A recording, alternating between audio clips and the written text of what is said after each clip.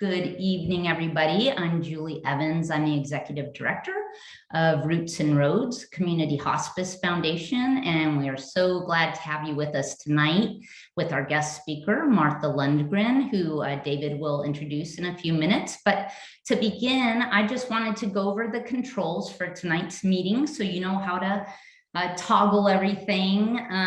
So currently everybody except for the speakers are muted, just so we don't have any accidental background noises. When it comes to Q&A later, everybody will have the opportunity to unmute if you like to ask questions directly of Martha.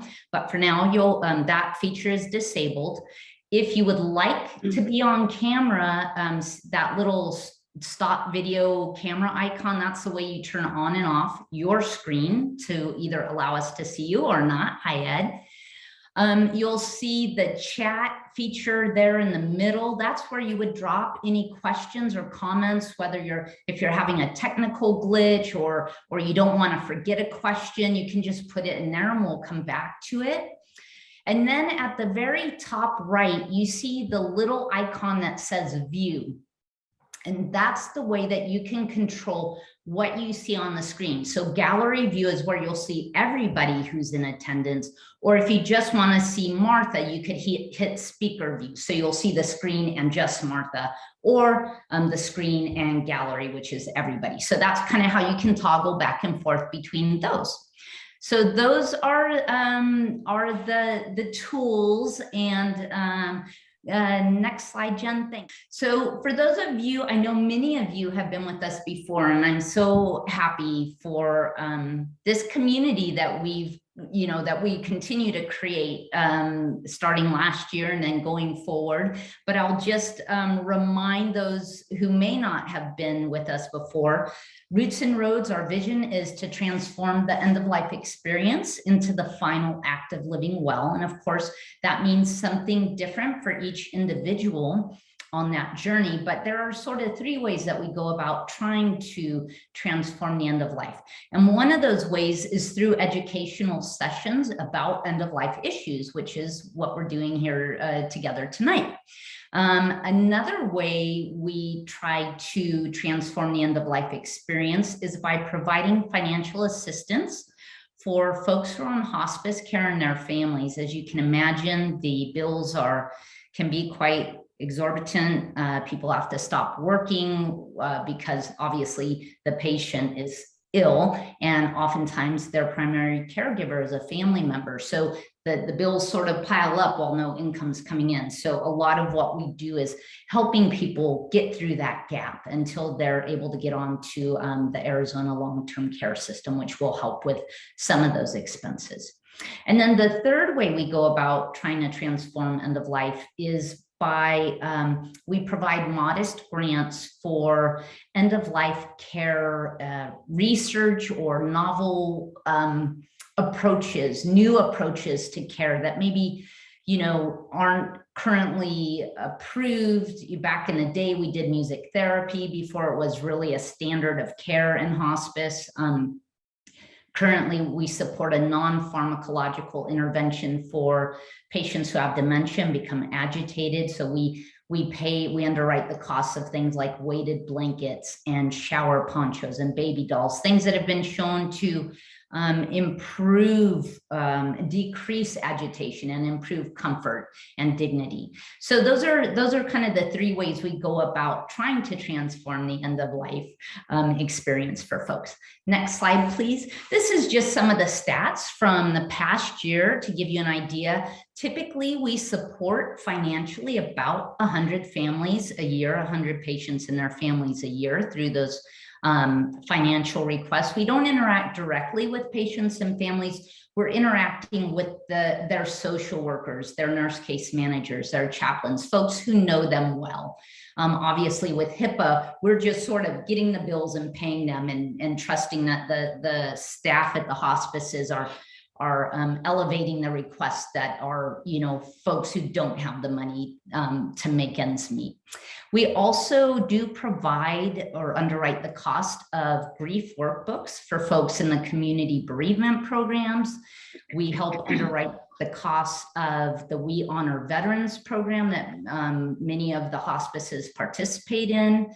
And then we provide the 5 wishes, which is an advanced care directive. If you were to pay for that directly from the company, it'd be $5 each, but we buy them in bulk and just offer them free of charge to anybody in the community to help them get their wishes down on paper, and it is a legal document. So if it's something that you haven't done yet, you can just call us or email us and we'll mail you one, or we'll mail you several if you want to share with your family. And then of course our educational efforts. Last year, this series registered about 1,000 people, not just from Tucson, but really, the majority from Tucson, but really all over. We had people from Brazil and New Zealand and Mexico. And so it's fun to kind of have that cross-cultural perspective from folks.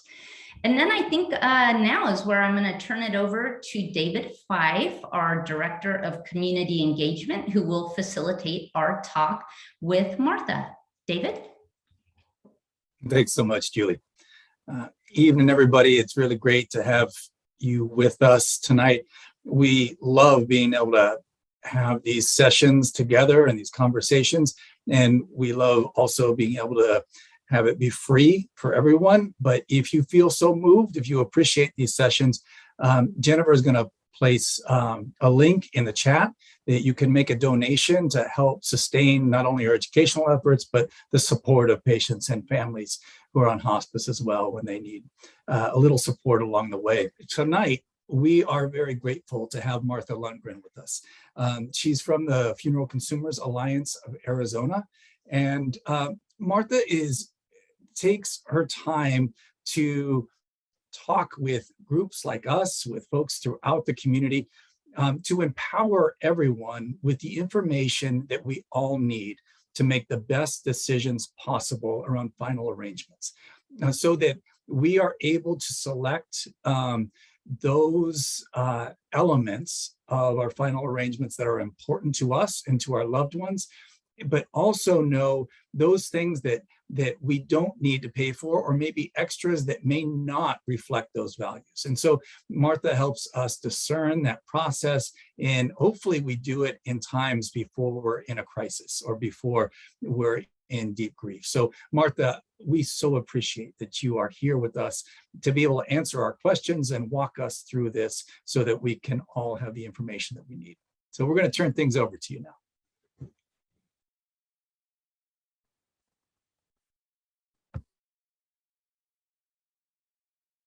Well, thank you so much, Julie and David, for inviting me to be with you all today. I really appreciate the opportunity to share. Empowerment it's a great word for what we do through Funeral Consumers Alliance of Arizona.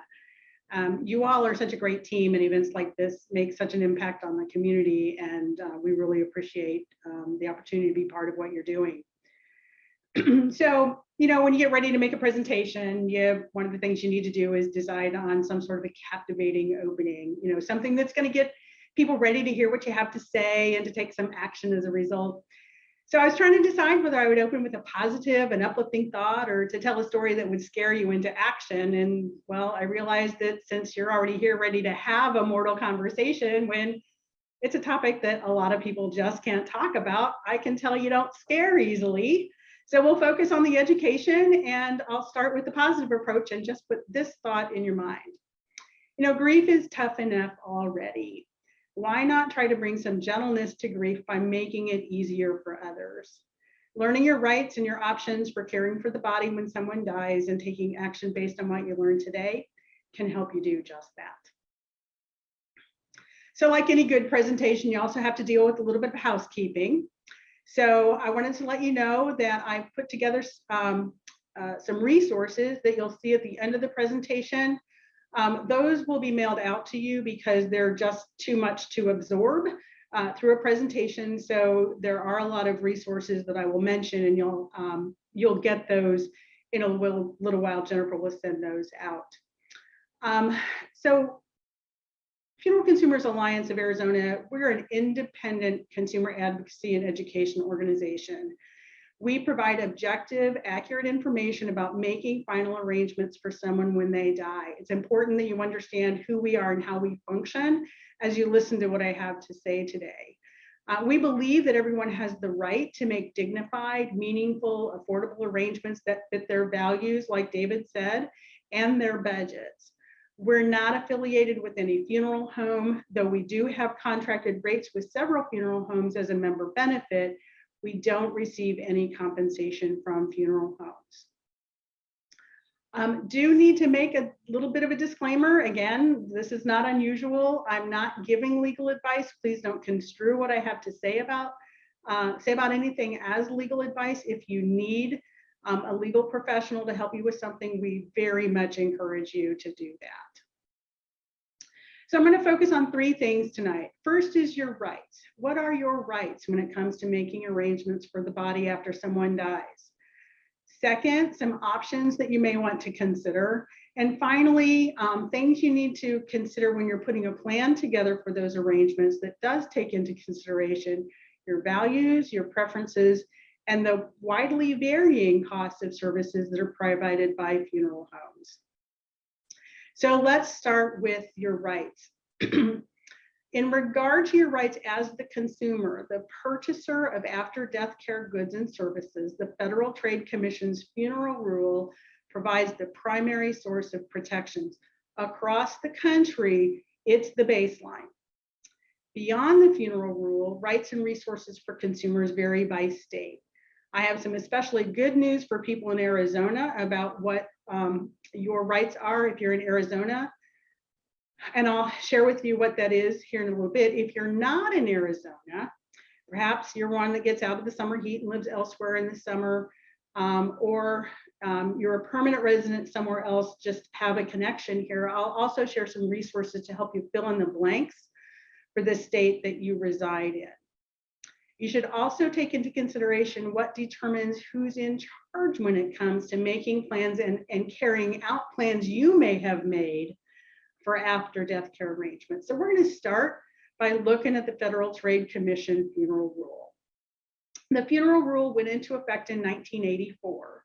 It's periodically reviewed, including a public comment period, and updated then by the Federal Trade Commission. In its current form, the funeral rule has 10 specific protections for people who are purchasing funeral-related or other after-death care arrangements. They will often say funeral when it's really a very broad term. A lot of folks don't have a funeral. It's kind of used in a generic, as a generic term here. So first of all, you have the right to buy goods and services separately, itemized rather than in a package. It's a good idea to compare the funeral home's packages to what the individual goods and services are that you choose, such as caskets, embalming if you're having a public visitation, and memorial service facilities and staff costs. What would all those things add up to if you chose them a la carte? Compare that to a package, knowing that you don't have to accept a package that may include items you don't want. Funeral directors must give you price information on the telephone if you ask for it. You don't have to give them your name, address, or telephone number. You don't have to give them, a way to get in touch with you if you are not ready for that kind of a conversation. Although they're not required to do so, many funeral homes will mail their price lists, and in Arizona, but not in every state, state rules require a funeral home to mail you the list if you ask them to. And some, but not all, funeral homes post them online, and some that post them online make them easier or hide them a little bit on their websites. But more and more funeral homes are doing that. One thing that Funeral Consumers Alliance has advocated for, and we're waiting for the Federal Trade Commission to come out with their updated rules, is that if a funeral home has a website, to require that they post what's called their general price list on their website. Every funeral home has to have a general price list. It's also known as the GPL, and it lists items and services the funeral home offers and the cost of each one. And again, the funeral rule in its detail specifies those things that must be on the general price list. If you visit a funeral home, regardless of what state you're in, the funeral home must give you a general price list that's yours to keep. They have to show you their written casket price list before they show you the actual caskets. They're going to have caskets on their price list that they don't have in their showroom, and this will let you see the full range of prices. And then you can ask to see, I want to see something in this price range. Make sure that you get to see those. So that's a piece of information. Don't go into the casket room without that. Let's see. Sometimes the detailed casket and price information will be on the GPL. It can be a separate document, but they have to give it to you. They have to also show you a written outer burial container price list, just like they have to show you the casket price list. Burial vaults and grave liners are outer burial containers that enclose a casket or an urn in a grave. I'm not quite sure why you would need one to cover an urn, because the purpose of these is to keep the ground from kind of collapsing down over time. It keeps the grave from sinking in. Outer burial containers are not required by state law anywhere in the United States, but many cemeteries require them to make it easier to keep the grounds nice, and that's perfectly understandable. If that's their policy, they do have a right to require that. Let's see. Oh, if the funeral home does sell containers and you don't see the lower price, they don't show you the lower price containers that are listed, ask about those too, just like you can ask to see less expensive caskets based on what you see on that price list. The funeral home has to give you a written statement listing every good and service you've selected, the price of each, and the total cost immediately after you decide what you want and before you pay. And it should show you exactly what you're buying and the cost of each item. You have to be given an explanation on the written statement from the funeral home that describes any legal cemetery or crematory requirement that requires you to buy any particular goods or services. So for example, those outer burial containers. Outer burial, well, they're referred to as containers, outer burial containers. Now, if a body's being cremated, it must be placed into a container before it's placed in the cremator. There's no state or local law that requires the container be a casket, and there's also no law that requires that that a cremated body be embalmed, and we'll get into more detail on that in just a second. So these alternative containers to a casket for a body that's going to be cremated are made out of unfinished wood or pressed wood, fiberboard, or cardboard. They're typically much less expensive than caskets, and a funeral home that offers cremations must tell you that alternative containers are available, and they have to make them available. You have the right to provide the funeral home with a casket or an urn you buy elsewhere, or even one that you make yourself or have made. My husband's ashes are in a beautiful box that my dear friends Marty and Ann helped me with the design. Marty's a great woodworker, and that's what my husband's remains are in. I didn't buy anything, and it's just a beautiful, beautiful box. Let's see. You can buy a casket online. You can buy at a local casket store if there's one in your area, or somewhere else. And the funeral home cannot refuse to handle it. They can't charge you a fee for using one that you provide, and they cannot require you to be present when the casket or urn is delivered to them. In other words, they can't make it difficult for you. There's no state law that requires embalming for every death. Some states will require embalming or refrigeration if the body is not buried or cremated within a certain amount of time. And some states don't require it under any circumstances. In most cases, refrigeration if the body needs to be maintained for a little while before its final disposition, and it can be refrigerated. You can also choose services like direct cremation and immediate burial, which don't need any form of preservation. Many funeral homes do have a policy, a legitimate policy requiring embalming if the body is to be viewed publicly. But it's, again, not required by law in most states. If you want to see the body, but not necessarily have a public viewing, but you want to see the body prepared, ask if the funeral home offers private family viewing without embalming if you don't want it. If some form of preservation is a practical necessity, ask them if they have refrigeration. Arizona specifically states in its law that a funeral home cannot represent that the law requires a deceased person to be embalmed when that's not the case, or fail to disclose that embalming is not required except by law, and again, having to do with how much time the body will be maintained before its final disposition. Final disposition is either burial or cremation. When you are cremated, that is the final disposition of your remains. Your remains do not have to be buried. Frankly, you can do quite a lot of things with remains, and I'll talk about that a little bit when we talk about options.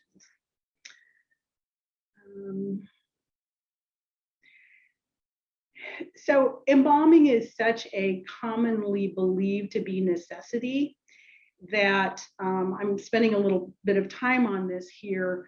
A lot of people don't know what's involved, and I think it's quite possible that if they knew what was involved and whether or not it really was necessary for them, they would use that to make their decision. What was really helpful to me was Caitlin Dowdy's book, Smoke Gets in Your Eyes, when she talks about the various means of getting a body to its final disposition, including a pretty detailed description of cremation, of embalming, and things like that. It was super helpful to me in knowing in advance what I wanted for myself and how to take care of my husband's body when he died. So your rights and resources that are available to you do vary by state. Again, the funeral rule applies across the board in every state. Some things that are allowed in Arizona, you can have home funerals, and I think they're allowed in any state in the country. I'm going to talk about them a little bit more in a few minutes.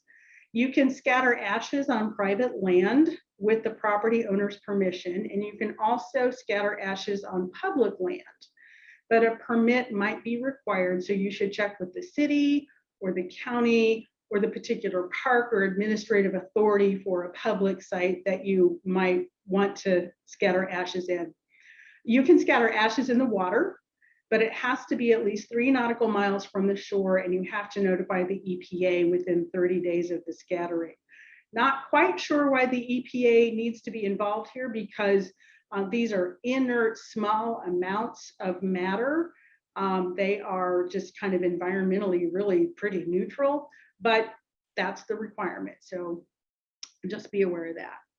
Now in Arizona, we have a board of funeral directors and embalmers. It's a state authorized board made up of licensed funeral directors and members of the public. They license and regulate funeral directors, funeral homes, and crematoriums to ensure that proper and dignified disposal of human remains is carried out. The primary responsibility and the obligation of the board is to protect the public in the handling and the care of the deceased and the sensitivities of their survivors, whether or not they want rites or ceremonies. The board also investigates complaints from customers and takes appropriate disciplinary actions when required standards have been violated. The Arizona Board's website includes, well, I couldn't find it when I went there today because they've updated their website. I could I didn't find, I'm not saying it's not there anymore, but I didn't find their Consumer Guide to Arizona Funerals information brochure. Funeral homes are required to provide this to their customers, and they must use the state published version of it. You can also search for or file complaints on the website. If you go to the licensing section, they list all of the licensed funeral homes. If you just put in funeral, you'll get the whole list of them as your search term. And if there have been complaints that have been adjudicated against the funeral home, not a complaint made, but a complaint decided upon as a legitimate complaint, there's a little check mark, and you can look in and see what the complaint was, how long ago it was, what the nature of it was. So I'm really happy to tell you that the Arizona Board of Funeral Directors and Embalmers website last year, prior to their update, received an A grade from the Consumer Federation of America and the National Funeral Consumers Alliance. FCA-AZ is a member of a national group of funeral consumers alliances. And they said it got that grade because it contained all the model website elements that they looked for that really were consumer friendly, good for consumers. Was it easy to use and clear? Was the complaint form easy to use? Was there complete information on disciplinary action, advice on how to compare service and prices, and so on? Now they also noted that the website was presented in an easy to use manner. I like the look and feel of the website. It's newly updated. I'm out there, periodically, and it was this spring, I think, updated, similar to what other of the state boards have done. So things have been rearranged a little bit, and I'm still getting used to it, but I do think it would still get a pretty high grade. I should say that some states got Ds.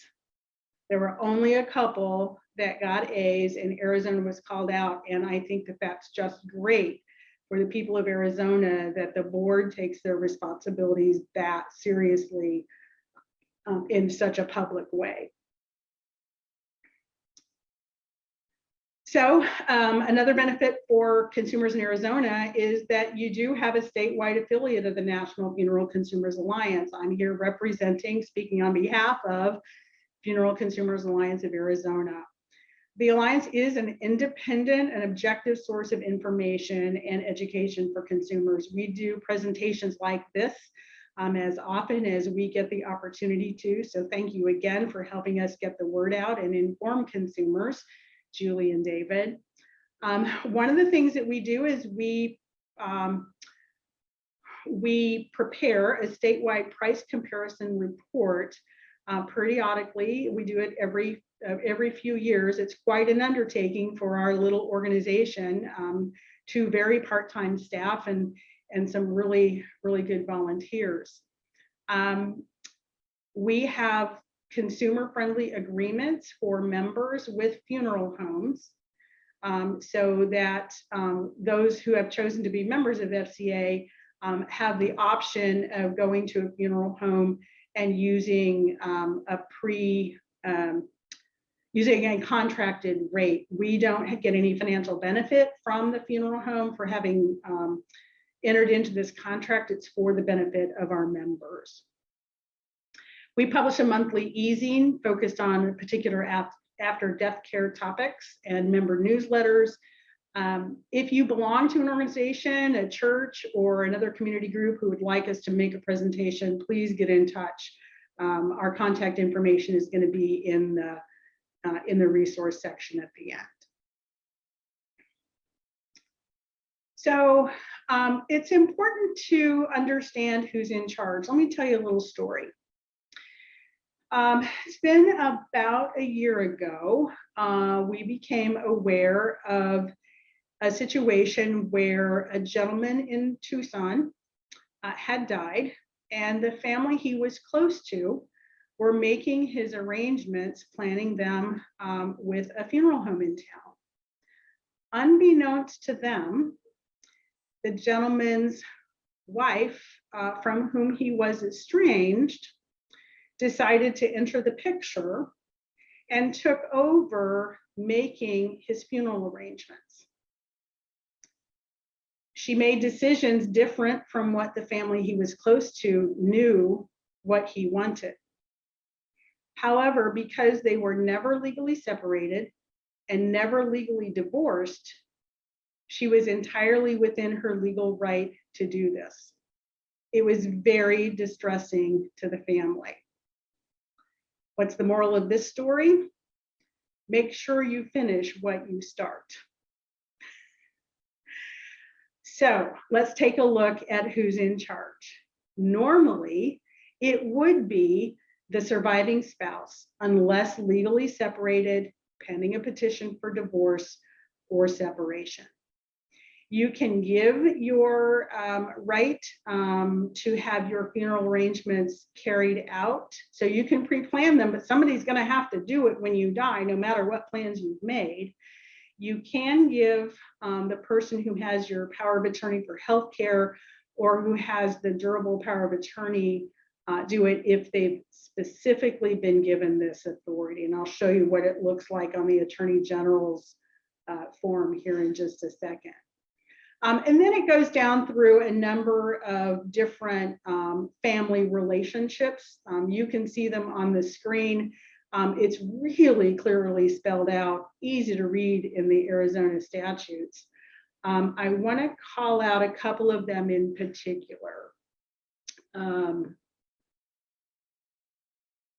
talk about number 9, an adult who exhibited special care for someone. If there is no family who is available, willing, and able to take care of the final disposition of the body, someone who has a strong relationship with that person can do that. I think we probably all know someone who's gotten to be either quite sick or quite old without family, that has had friends who really stepped in and supported them and made sure that they had what they needed while they were alive. Well, in fact, that might be a person who could take care of their funeral arrangements. And that's provided, and if that person's not there, whoever might have been guardian, if there was one at the time of death, can do it. Number 11, anybody who has the authority to dispose of the dead person's body. So for example, if the person died while serving in the military, in the reserves, the National Guard, and they completed a US Department of Defense record of emergency data form, the DD-93, the responsibility is then given to the person authorized by the decedent via that form. So it's important to know, though, that your designated agent, whoever it is who's on this list, who has this responsibility, is not obligated to carry out your wishes if they're highly impractical or illegal or financially burdensome. So it's really important for you and your agent to understand how much your wishes will cost and to plan accordingly. You should not expect your designated agent to pay for a costly funeral if you don't set the money aside for that expense. So this is what the form looks like from the Attorney General's Healthcare Power of Attorney document. It's very simple. It's not a detailed plan, but it does say whether or not you want to be buried instead of cremated, where you want your body to be buried. If you want your body to be cremated, you just check the appropriate box. And if you're cremated, what you wish to have done with your ashes. And then you indicate, if you wish, that your agent would make all funeral and burial decisions for you. So they do, like I said, have latitude, and that's necessary. We like to think that everyone would do what you wish, so long as it's practical to do that. And so choosing someone wisely, someone who understands you, understands your values, why you made the decisions that you made, that person's a good choice to make sure is taking care of you when you die. So if you happen to be in another state, excuse me, your rights are going to vary some. That order of precedent is going to vary some. Sometimes it's just like Arizona, sometimes it varies a little bit. If you look I have this in the resources. Who has the legal right to make decisions about your funeral is an article from the National Funeral Consumers Alliance, and it goes through state by state with a summary. Another nice source, because it's a little bit more detailed, and rightfully so. FCA shouldn't be going into every last thing. We do, although I'm really hoping that that we get an update to Final Rights, a book by the executive director. It's over my shoulder here, was why I was looking for it. That does go into a lot of description of the what's and the whys of state by state. But if you Google who has the right to make funeral arrangements in, put the state name in, and add nolo.com. Nolo.com is a website that has lots of easy to read and consume legal information. And every state, they have this listed out who has the right to make funeral arrangements there. So I think you'll find that very helpful if you need a resource. Maybe you live somewhere else, or maybe you know that you'll be caring for someone else in another state when they die. So please do, if you have questions, put them in the chat. We're ready to transition on to the next section. And if it's something, Julie or David, that I should stop and attend to, please let me know. But do be thinking about the questions that you have so that we can address them at the end. Is there anything to address at this point?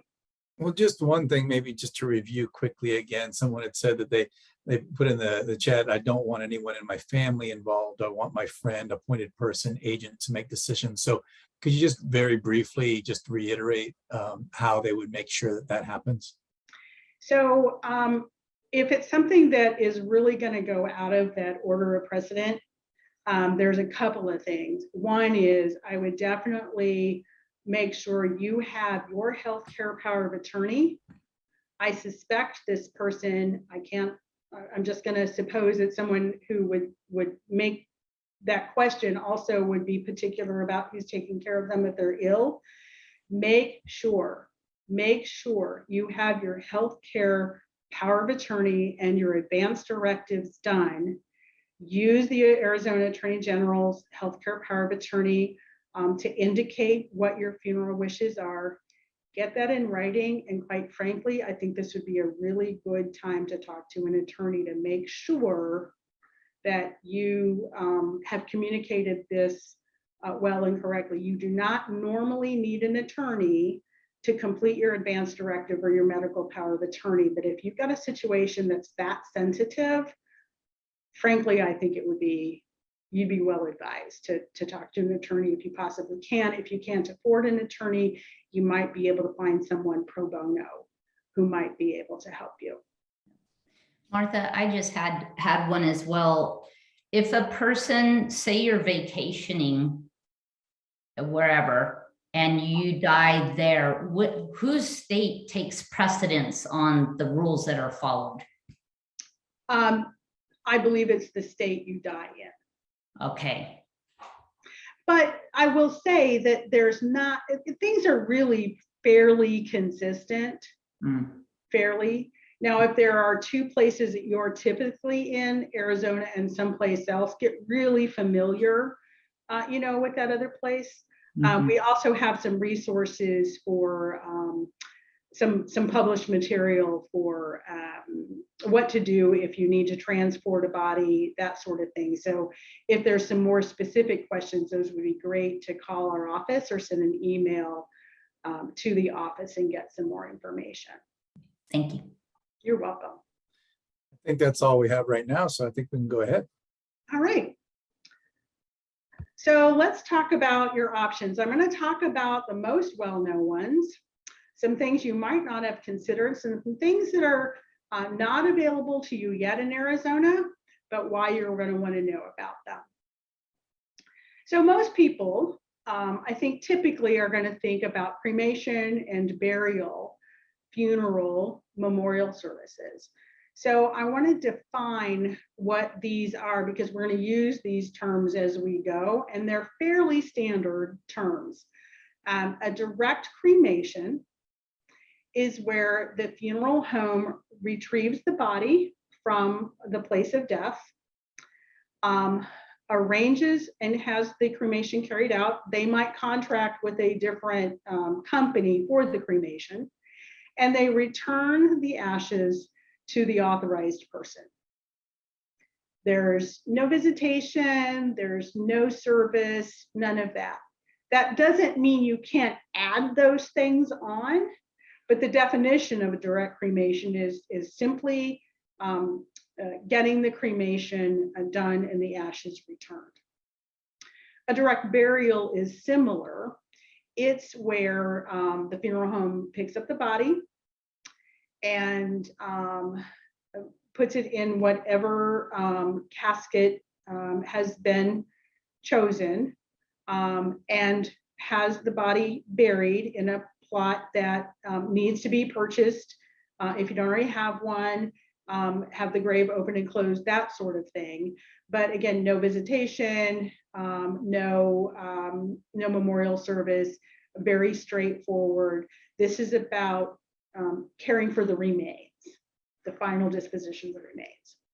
And then a simple or elaborate funeral or memorial service is you take either of those two things and you add on, right?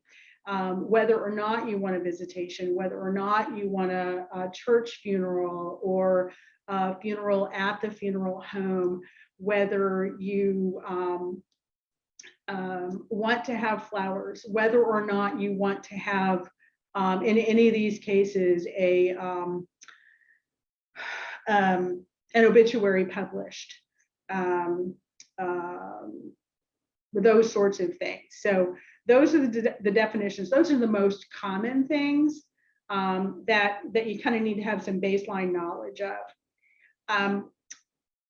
Some people also consider whether or not they want to donate their organs, their tissues, but not the organs. So for example, their skin for burn victims and the like, or to do a whole body donation. So just a few words about this. So policies may vary, but when you donate your body to one of the whole body donation organizations that receive whole bodies as donations, they may cover any or all of the donation related expenses, including transportation, cremation, return of cremated remains. Some organizations don't return cremated remains, and they may decline, any organization may decline a donation depending on the circumstances of death and the condition of the body. So I know some folks who are of economically, I'll refer to it as simple means, don't have a lot of discretionary money, and they have planned for, as a way to save money, to have their bodies donated. And that's great. They do need to understand that it's possible that their body would not be received, it would not be accepted. So they need to have a plan B. I think that's really all that I want to say about these here. You can do an entire presentation on donating organ, tissue, or the whole body. So Martha, can I just add? Sure. From my experience, it's very helpful to do as much of the pre-arrangements as possible when you're going to, if that's your desire for a body donation, because it can take a while, and if the loved one is very upset at the time of death, it's hard to go through all of that. So as much as you can do in advance is best. You know, David, that's a really good point that I'll use this as an opportunity to emphasize. One of the reasons to plan ahead is just what David said. These are big decisions, and making them at a highly emotional time can be really difficult. And the other thing is there's something called information asymmetry. There's two parties, they need to exchange something, and one party has more information than the other. The party with less information is at a significant disadvantage. Remember back in the day when automobile dealers started putting stickers on the car? started to really take the veil off the mystery of shopping for a car. And in the funeral industry, now you even see their price lists online for cars, right? You can go to the specific car and get everything there is to know about the car. One of the biggest purchases most people make, and a really important decision, and yet for making arrangements for the final disposition of a body, we don't have that kind of price transparency. And so if you plan ahead, if you use some of the information that I'm providing to you today, if you make those decisions ahead and you communicate those decisions, you're not dealing with the double whammy of making decisions in a highly emotional and vulnerable state. And you're not doing that in a situation where you're on the lopsided end of information asymmetry. Let's see. Okay, so let's go on. Let's talk about the options of that you see listed here. So let's talk about green burial. Green burial is a way to care for the dead with minimal environmental impact, to aid in the conservation of natural resources, to reduce carbon emissions, to protect worker health. Embalming fluids are pretty noxious things, and the restoration or preservation of habitat. And green burial necessitates using non-toxic and biodegradable materials such as caskets, shrouds, and urns. Embalming clearly would not be part of preparing a body for a green burial, and a cemetery that does green burials is highly unlikely to accept a body that had been embalmed. Because there's this is not widely available. There is a cemetery in Marana that I understand, and when I'm in the area again in a couple of weeks, maybe I'll get up to Marana and see it, because I have not had a chance to do that. But there's no comprehensive source of green burial cemetery listing or funeral homes that are well versed in these practices. So this also is one of those things that if you want it, you really need to plan ahead, and you need to have your people really know what you want, why you want it, how to do it, who to work with. Really important. On to home funerals. Despite the rise in professional death care, especially, it's so much happens out of the home that used to happen in the home. We used to have our babies at home. We used to wake our loved ones at home. We used to bury our own dead. It's a very, death care is just a professionalized line of work now. But it is, and it has always been legal in every state for families to care for their loved ones at home from death until final disposition. Again, this requires some serious planning ahead. I have met some people who have been involved in green burial and home funeral. I've seen some fabulous videos and read some things. Very tender, very so many acts of loving kindness and generosity as people surround the kind of the inner circle and help them carry a home funeral out. In a home funeral, the family will wash and lay out the body, dress or drape it if they want to have people to have time to gather around. They may order a coffin from a local carpenter. They might make it themselves or have made it in advance. You can transport a body in your vehicle. You do want to check if you need to cross state lines, but that's essentially how home funerals were done and how they can be done today. And I'll list in the resource sheet a link to a home funeral fact sheet from the Home Funeral Alliance. You can also get really creative with memorials, and this could be a whole presentation of itself as well. There's all sorts of, I'm going to say neat things. I am not afraid of getting close to death getting close to the subject, getting close to the people involved. I think there's so much that I have gained, and that I think those who are open to it can gain if we want to and choose to get creative about it. So people, my husband passed away 2 years ago. Pandemic really messed with things. I had a Zoom memorial service for him, not because I wanted to initially. Turned out to be really an amazing experience. And I truly did feel surrounded, even though I was in my own home with 3 friends with me. And we're having a memorial open house. Finally, I will see my husband's brothers next week.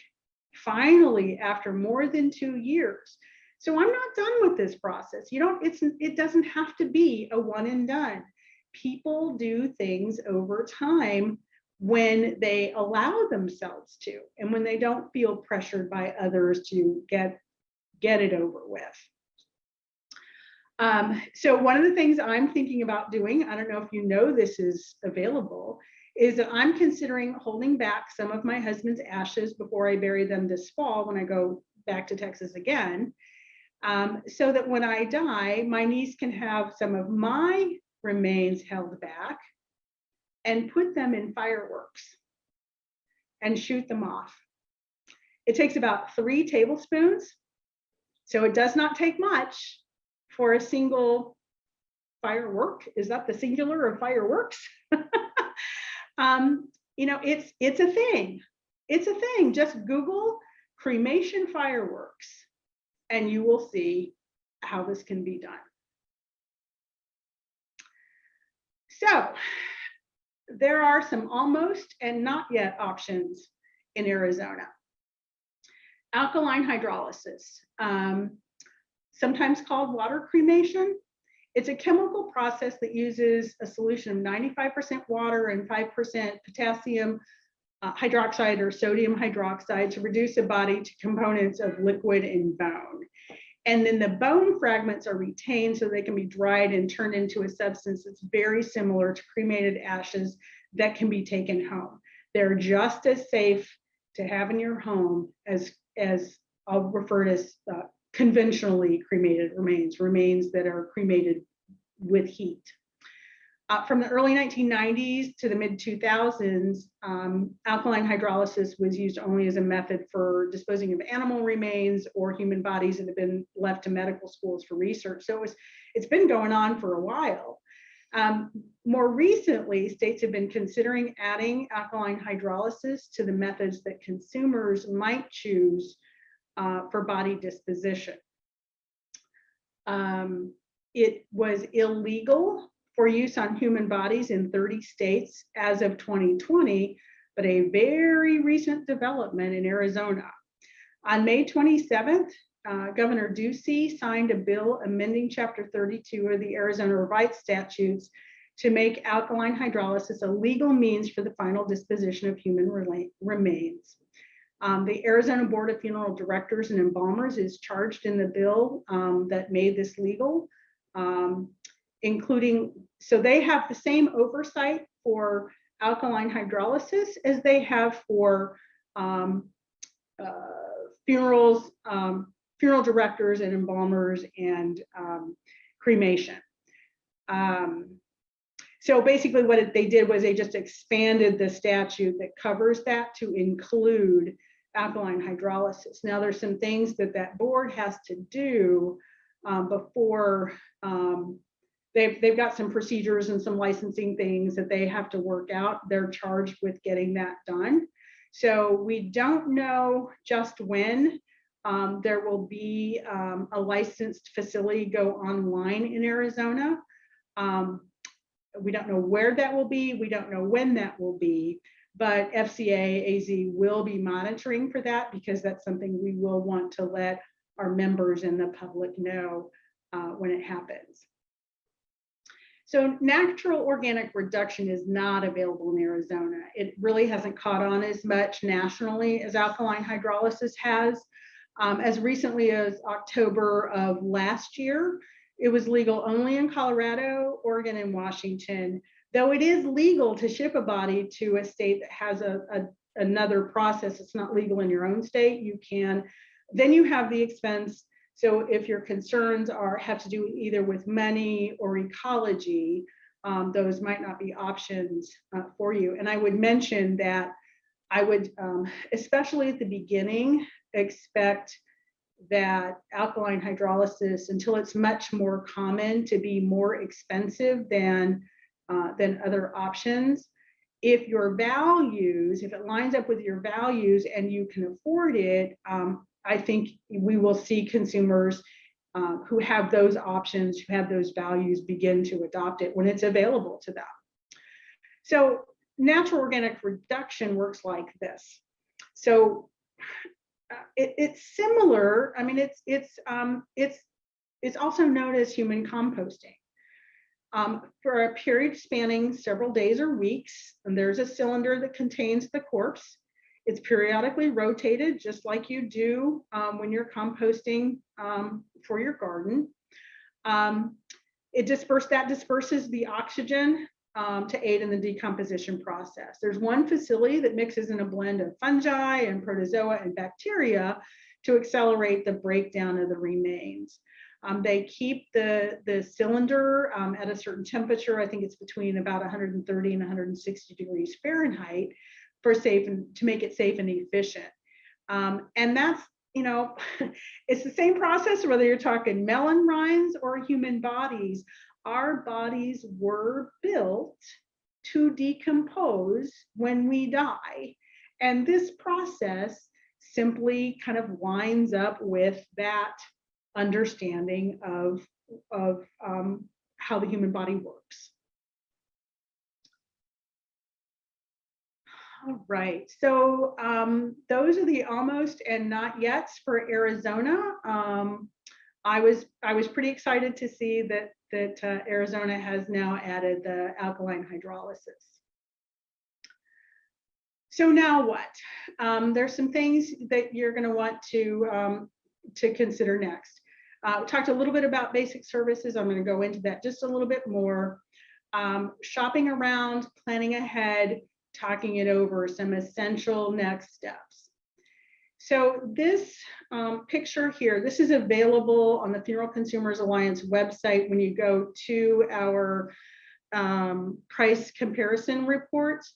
You'll see this grid, and what it does is it tells you what we include when we price out a direct cremation, and we price out. So we look at the general price list, that's what we go by, and we price these things out. So you'll see that consistently removing the body and delivering to a funeral home within the service area of 25 miles, that in itself is not a standard, but that's the standard we use to price out.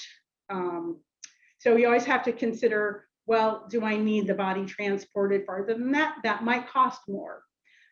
Certain things, the arrangements, conferences, necessary permits and death certificates, those things that are there. This is a useful tool when you're talking to any funeral home, when you're considering, and before, when you're considering what you want. What are you going to want to add to this, right? You might do a direct burial, but you still want to have a memorial service in a public place that will cost some money. So you need to factor that in. But this grid helps you to understand basic things that you need to have as a starting point, and you add on from there. So understanding these basic services is your first stop in controlling the cost. The grid does not include things like visitation, more than a minimum casket for a burial, a grave site, and opening and closing the grave. Those things can really don't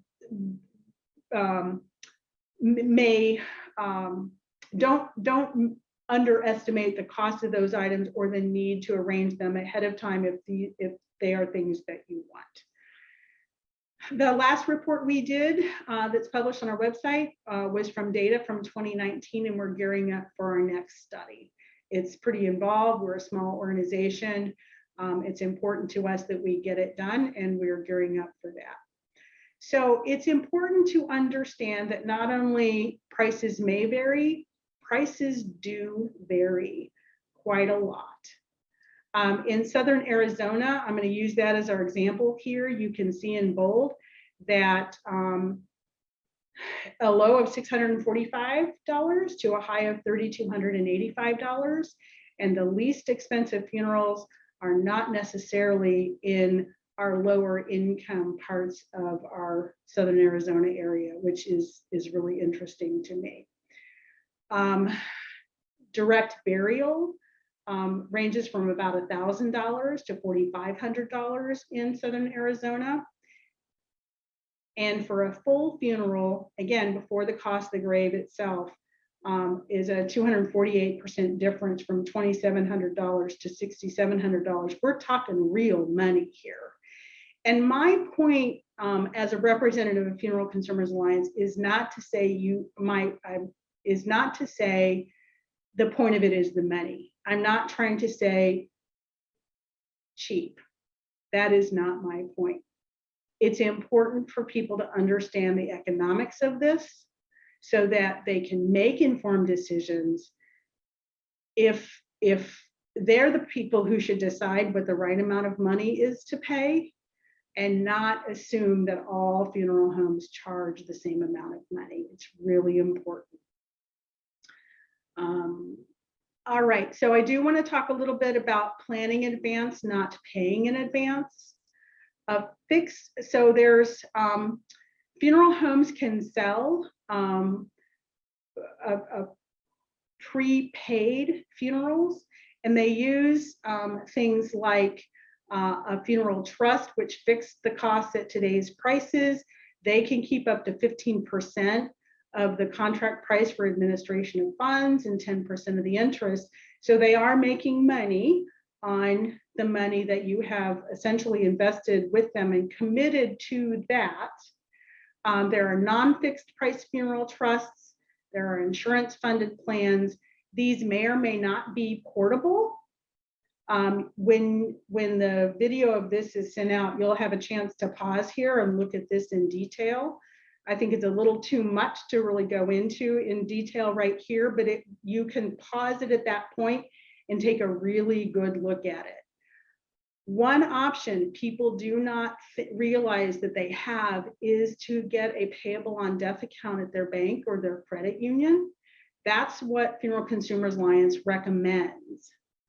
Make it payable on death to a person that you trust, that then can be reimbursed once they get the paperwork necessary, which is basically the death certificate that they would have to take to the institution to get the money. So it would need to be somebody who could pay for the funeral and wait to be reimbursed, but that doesn't take terribly long. Something to really keep in mind is that I've seen on one website in particular, and frankly, I've seen it in more than one, is that a funeral home will use the terms pre-planning and prepaying interchangeably, and they are not the same thing. Not surprisingly, it was a funeral provider whose website was clearly intended to convince consumers to prepay for their services. To lock in the business, that's understandable, but it is unfair, in my opinion, to use those terms interchangeably. They are not the same thing. So once you've made your decisions, once you've planned this out, you need to talk it over. You need to write it down. The people who need to know, and it might be more than just the person with whom you have entrusted the responsibility, but for your whole family to know. Now, these conversations, even though all of us here have engaged in this conversation, there may be people in our lives who might need a hand with that conversation. And in the reference material, I'm nearly certain I won't send it out without it, is a reference to Dr. Karen Wyatt's End of Life University podcast on preparing yourself to have a successful conversation about death with someone else. And it really, I thought she does a great job in helping a person understand that the way to have a successful conversation is in how you get ready for it. The time that you take and the way that you approach the other person makes a big difference. So I'll have a link for that in the resources. This is also a good time to mention the Arizona Healthcare Directives Registry. It went live for new documents about 6 months ago. It was the registry that was formerly with the Secretary of State. You can put your advanced directives, your medical power of attorney there. You can't put your will or other documents like that. It's accessible to healthcare institutions who participate in the program, and they give you a wallet card that you can use to give access to whom might need it to know that it's there. Because the Attorney General's form has the ability to designate what you want done with your body when you die and who you want to have do it, if that is indeed the person who has your power of attorney. That's why I wanted to mention this here, is it kind of lines up with that. So this is the very busy resource slide. Like I said, I will get this to the team, and it will go out to everybody who attended. It does have my contact information on it, my email address, and the office email address for funeral consumers. If there is any way that we can be helpful to you, we really do want to hear from you. So let's see. I want to just remind folks, we're not a funeral home. We really are about, because I do get that question. People do call us and say, I need your help planning my funeral. And we provide information to empower people to do those things themselves. Thank you so much. Thank you so much for inviting me here today. It's really a great opportunity for us to get the word out. I love your series. I love the title, Mortal Conversations. I think it's really cool that people spend their time working on this and thinking about this. I appreciate that so very much. If there are other questions, I would be just delighted to answer them. We so appreciate your presentation, Martha. This has been wonderful. And someone asked a question about whether or not on the resource page there was information about green burial and composting. And I saw that that's the case, so that they'll have links that they can go to if they want more information about that. Yep. Yep. Great. Great. And I'm just scanning a little bit on the, do you see anything else, Julie, I'm missing here?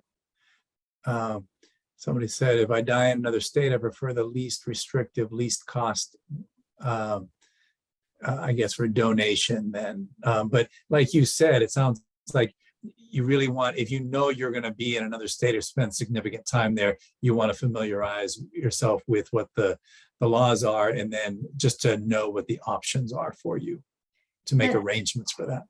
There was also a question, Martha, about resources for information about green burial shrouds. There are ones that are inoculated with the mushroom spores that help speed up. Do you have any info about that, or maybe can get us some that we can share onward? So that kind of information would be on the Green Burial Council's website in terms of general information about that. And then finding a particular provider, I'm not sure if their website has vendors that supply that. At that point, if they don't, it would be just like shopping for anything else online. Okay, thanks. And Kat, yes, Colorado has approved human composting. Yep. That is just in the last, I think, like 6 months, as a matter of fact. It's Colorado, Washington, and Oregon. So California has not yet, is that right? Correct, yes. Colorado, I did say Colorado, not California. Colorado, Washington, and Oregon. And I'm not sure what states are in the process. But there's some activists, advocates who are working on these things in various states. Yeah. Great. Anything Are there else? other questions or comments that people would like?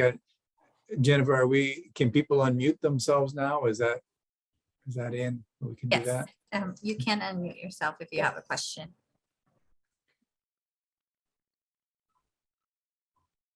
I'm gonna see if I can see the chat also. Theoretically, I can. There we go.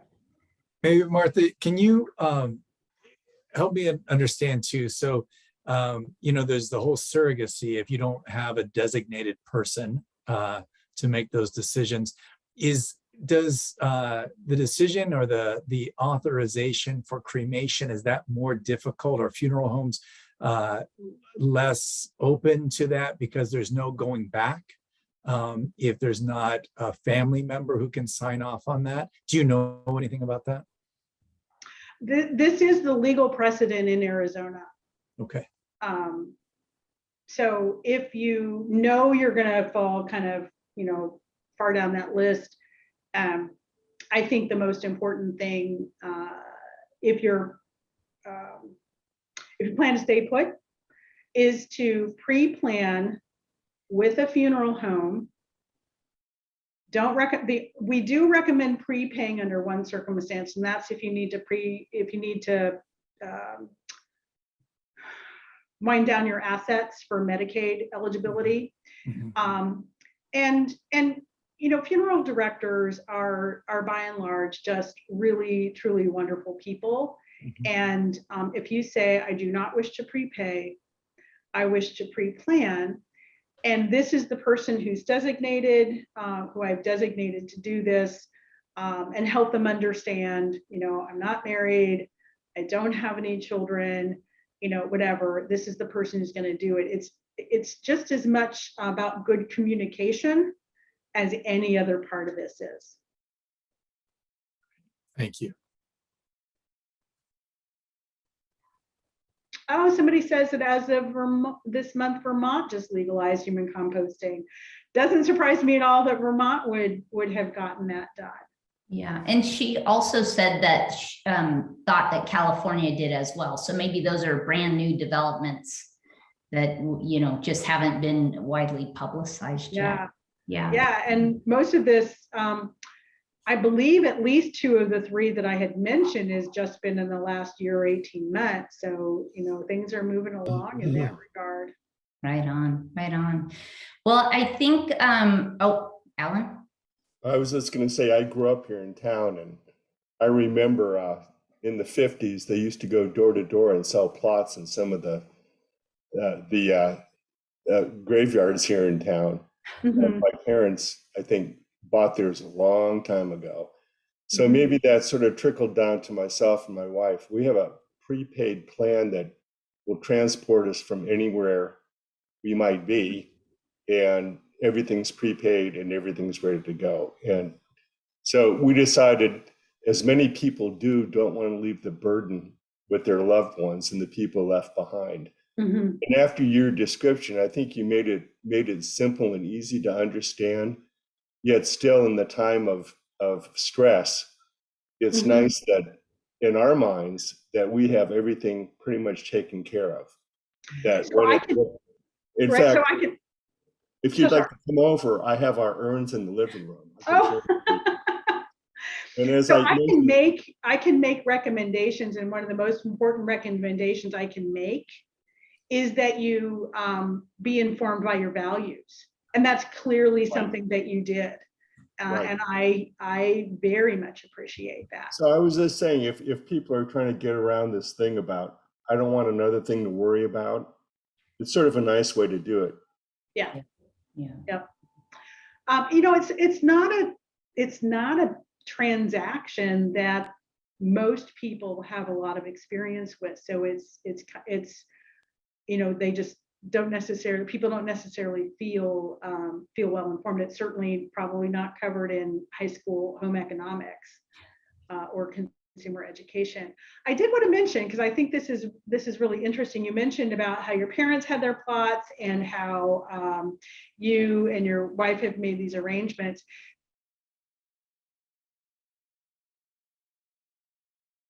Oops, looks like Martha froze. Well, so in the interest of respecting Like my everyone's, parents did, sorry, you for froze. everybody. You froze for a sec, Martha, so we lost you. Oh, so I was saying that, you know, how some families have purchased, like my parents did, plots for themselves and each of their children. And yet families may not still live in the area. That might not be the cemetery that they would be buried in. A cemetery will typically, some of the private cemeteries, actually the Catholic cemetery that my parents are buried in and my sister is buried in, they did assist my sister in finding someone to purchase the plots that we weren't going to use. But in the more, I'll refer to them as commercial cemeteries, they're in the business of selling their inventory, not reselling something for you that they've already sold. But there is a market for those.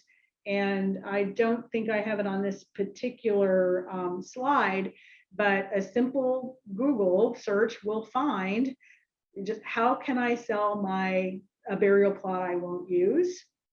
And there are services that will broker that for someone, and you can actually see plots for sale online. And you might get it for less than the going rate, just saying, because they can be really expensive. Yes, Susan? One of the things that my parents did, well, my mom did, my parents had plots in a cemetery here in Tucson.